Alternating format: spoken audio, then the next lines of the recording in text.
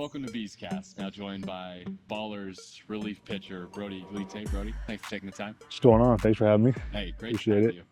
You know, I got to start with this because between Sully, Lambo, Shuey, all these relievers that we have an awesome bullpen with the Ballers, have sweet nicknames, but we don't have one for you yet. Did you have a nickname at any point growing up, or?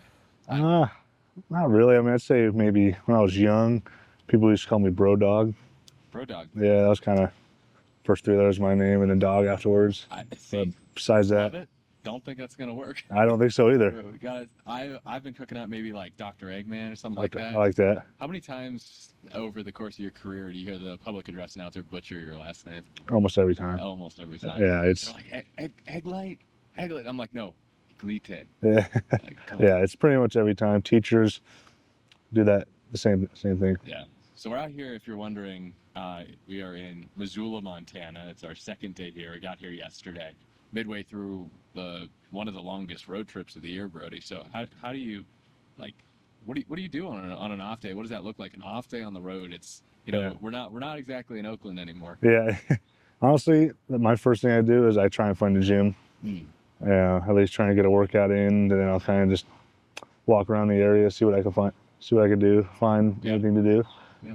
But besides that, nothing really. Just go to the gym, try and find food places to eat, places to just hang out, have a good time. All right, so Brody, you're a three-pitch guy for the most part: fastball, changeup, breaking ball. So what is going right for you when things are really cooking? How are you able to get the job done? Yeah, I think just throwing all my pitches at any time in the count. Being able to throw 2-0, 3-0 curveballs, changeups, change them to righties. Bury some curveballs in a 2-0 count that I know they can swing at. Just really being able to command all my pitches and throw them whenever I want, I think has been huge for me. Kind of keeping the batters off balance and kind of keeping them guessing on what's going to come next. So the bullpen overall through 24 and a third innings in that Glacier series, you got any guesses on how many earned runs y'all allowed? I don't think there's very many. It's got to be less than 5, I'd assume. Was it? It was 2. 2 in 2 earned 24 innings? In 24 innings. That's pretty good. What's it like being a part of a bullpen like that where you guys just know it doesn't matter which one of you goes out there, you're going to shut it down? It's pretty cool, honestly, because it's not really like a stressful environment. Like whoever's going in, you can feel everybody like kind of pumped and fired up for the person. And whoever is going in, you pretty much know that they're not going to go out there and get hit around. They're going to go out there and basically do 24 innings with 2 runs. Yeah. In a way. It's pretty cool stuff. So let's rewind a bit for you to the beginning of last season, because you joined this Ballers team by way of a trade. Yeah. You get picked in that Pioneer League tryout in Arizona by the Ogden Raptors, who Ballers are going to be seeing this week. Yeah. So what is it like for you? How did you find out you were even traded and that you're going to be a part of Oakland and not Ogden? Well, I had a good relationship with the Ogden coach. He was honestly pretty cool, and we kept in contact after the draft.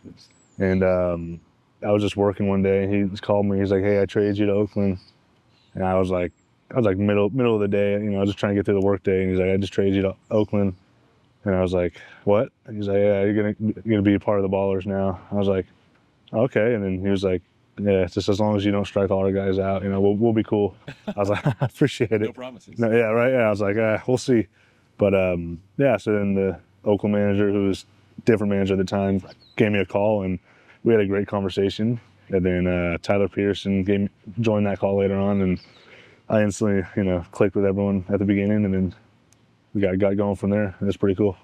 What's it been like then making that transition from you get picked in the tryout draft, so you make the team as the 26th player, to then getting re-signed this offseason, Yeah.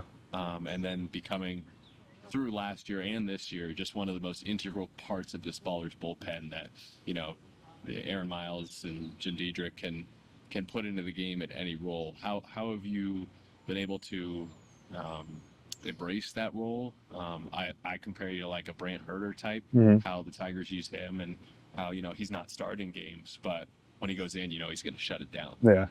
I think it's just a matter of, for me, I think it excites me that I'm actually wanted to go out there and that the coaches, respect my game and kind of have trust in me to go out there and in a tough game and a third inning, our starter gets pulled, they'll put me in, tie game in the 8th, they have enough trust to put me in the game. So I think I kind of play off of them, that like how excited they are for me to get out there and how much trust and respect they have for me to go out there. I think that kind of just fires me up and just tells me like I got their trust and I can't get rid of it. So I have to just go out there and do what I do. Again, talking with Brody Eglite here, one of the Ballers relievers. And one thing that I, Nevada, and Brody over here have in common is we're both Gators. You might not know it. That's right. But San Francisco State, University of Florida. That's right. So we Go Gators. Go Gators. First time I've been able to say that on this Ballers. Right. Yeah. But what was it like getting the pitch for San Francisco State? I know you had kind of 2 terms there, but both terms, what was it also like getting to play with your brother Jordan? It was fun. Honestly, it was fun. The first year was kind of me being like a freshman. Yeah. So it's kind of like being a rookie in a sense. Like, everyone's older than me. Nobody really wants their annoying little brother running around, talking to them, asking them questions, disrupting the team. So I just tried to go out there and kind of try and fit in and show my worth and stuff like that. But the freshman year was fun. That got shut down, unfortunately, to COVID. So then when I came back in 2023 for my last year, that was pretty good because him and I were kind of like, I became a starter like midway through the season. Yep. So him and I would kind of either have the same, we played a doubleheader on Saturdays. So him and I would either start, first or second game or vice versa. So it was kind of cool just going out there, being able to play with him too for his last year. May 5th, 2023. That was your last start at San Francisco State. Oh, wow. And it was a long time between starts. But then that fan-controlled sports game rolls around August 31st of last year. Yeah. You get the start against Idaho Falls. What was it like to know that the Bees fans out there wanted you again? Like, I think that's a common theme we're finding. But yeah, they were like, we got to see Brody Eglite start this game. It was pretty cool, honestly. Kind of cool seeing like the voting type thing happen. But no, it was cool. It's cool that the fans actually wanted me to go out there, and that once again it goes back to the trust level that they trusted me to go out there and have a good game and hopefully get some strong innings. You did. I think it was 4 that day. You delivered. Yeah. Fun fact: that home run I gave up was to my college roommate. No way. So that made it even more like Idaho Falls. Who would that have been? Trevor Rogers, first baseman. Yeah. I knew. Is he still with Idaho Falls right now? He is, yeah. He's actually doing well. He's doing well, yeah. I'm happy to see that. Yeah. What's it like this season? Ballers off to a hot start. Obviously, you win 5 in a row early in the season. You excited for this first half playoff race? Absolutely. Yeah, absolutely. It was kind of something we were in last year, but Missoula and Glacier kind of ran away with that at the beginning of the first half last year. So it's kind of cool. Everyone's kind of in the same, group, and that nobody's really ran away with it yet. So playing for a playoff spot's always fun, and it feels like every game matters. Yeah, it's gonna be fun. So Brody, last thing from Martinez. Yeah. And I think one of the things we've seen this season for the Ballers, even more so than last season, is an emphasis of getting more Bay Area guys. Mm-hmm. So what's it been like to be a part of that, seeing even more guys like Michael O'Hara, for instance, one of them from Danville, Christian Almanza and Dylan Tatum, both buddies with Tyler Lozano, and you from Martinez. So what's it like to be a part of that group of guys that, all grew up in the same area playing ball, and now they're playing for their pro team? That's pretty cool, honestly, because you can talk about, going back to when we were playing 10, 11 years old, maybe you've run into them at a tournament in, Arizona or something like that, where you guys have all played together at some point. So it's kind of cool to talk about, our different journeys, kind of coming from different parts of the Bay Area and stuff like that. And it's kind of cool being at home and having people come up to me and talk about the Ballers and how cool it is watching me, watching them and all that. So it's kind of cool little community vibe to it. Yeah. In a way. Well, Brody, appreciate your time. Of course, appreciate it.